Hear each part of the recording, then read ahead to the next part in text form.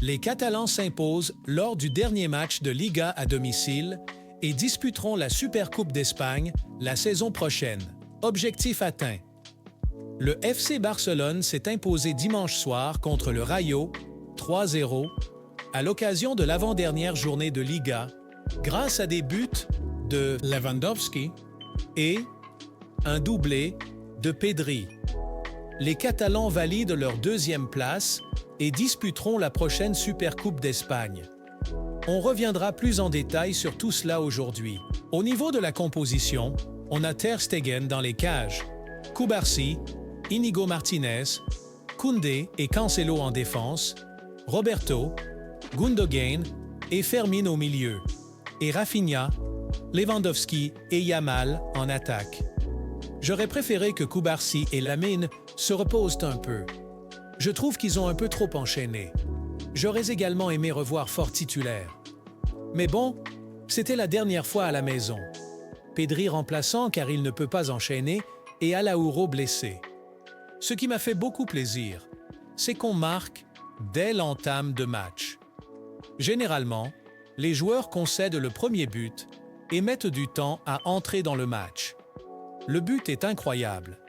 Lamine Yamal la décale pour Robert avec un super contrôle poitrine et il enchaîne avec une reprise de volée pour ne laisser aucune chance au gardien.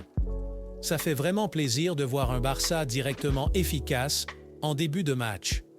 Combien de fois a-t-on vu généralement les joueurs se créer plusieurs occasions, comme celle-ci, et ensuite les rater? Ensuite, les joueurs n'ont plus rien proposé de concret jusqu'à la mi-temps. C'était assez pauvre dans le jeu et dans la création d'occasions. En deuxième mi-temps, João Félix et Pedri entrent et ça change tout. Le match se crée directement une occasion avec un festival. João Félix tire sur le gardien et Pedri finit derrière. Ça fait plaisir de les voir tous les deux sur un terrain car c'est arrivé très rarement. Ensuite, Alaouro donne un long ballon à Pedri qui file vers les buts et inscrit un doublé en 3 minutes, devenant l'homme du match. Ça aura été un match ennuyeux, mais on retiendra la victoire. Le Barça termine donc deuxième de Liga et est qualifié pour la prochaine Supercoupe d'Espagne. Il affrontera l'Athletic Club en demi-finale. Parmi les points positifs, on a Lamine Yamal. En début de saison, Lamine perdait quasi tous ses duels, tenait 60 minutes max et ne passait pas en vitesse. Quelle progression physique et quelle attitude! Il est toujours présent comme d'habitude dans les buts. Bientôt, les défenseurs s'y mettront à deux pour défendre sur lui. On a vraiment de la chance de pouvoir profiter d'un tel joueur. Rafinha est excellent pour faire les appels dans le dos de la défense, mais très moyen pour ses déplacements entre les lignes. Il ne demande pas le ballon au bon moment, souvent fait l'appel, quand le joueur est déjà sur lui, ne le fait pas quand il y a plus d'espace et de temps. Sergi Roberto fournit un service minimum en termes de performance, une garantie sur laquelle les coachs s'appuient depuis des années.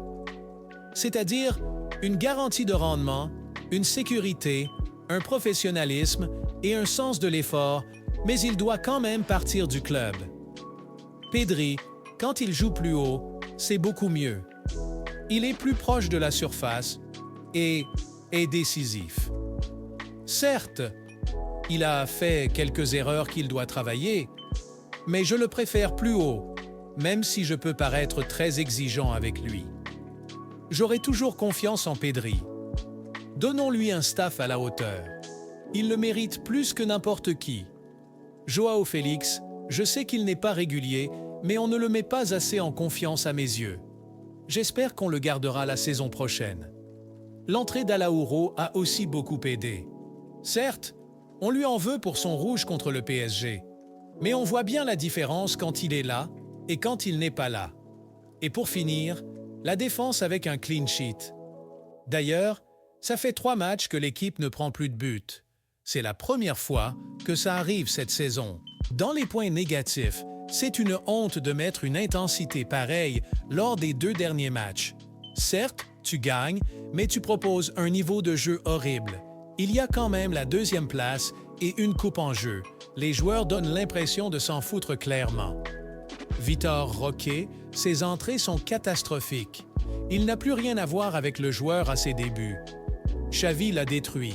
Mais bon, on pourra retenir la victoire très importante pour la simple et bonne raison qu'on est qualifié pour la Supercoupe et on est sûr de terminer deuxième.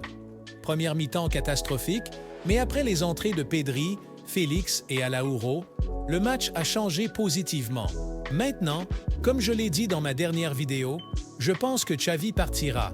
Certes, Laporta, à mon avis, ne l'a pas annoncé, malgré que c'était notre dernier match à domicile. Mais vu les chants de soutien à Xavi, je pense que Laporta redoutait quelque peu la réaction du stade et que c'est pour ça qu'il n'a rien annoncé avant le match. C'est lâche, c'est moche, mais c'est aussi ça la politique. Franchement, je trouve que Laporta est tellement dépassé. Aucun plan, aucune prise de décision. Il est devenu faible. C'est pour ça que je ne sais pas comment Xavi peut penser une seule seconde que les conditions sont réunies pour travailler la saison prochaine. N'importe quel coach compétent avec un minimum d'exigence et d'amour-propre aurait démissionné. Mais bon, on verra comment les choses vont évoluer. C'est tout pour l'actualité du jour. Pense à liker, donner ton avis en commentaire et à t'abonner pour ne rien louper sur le club.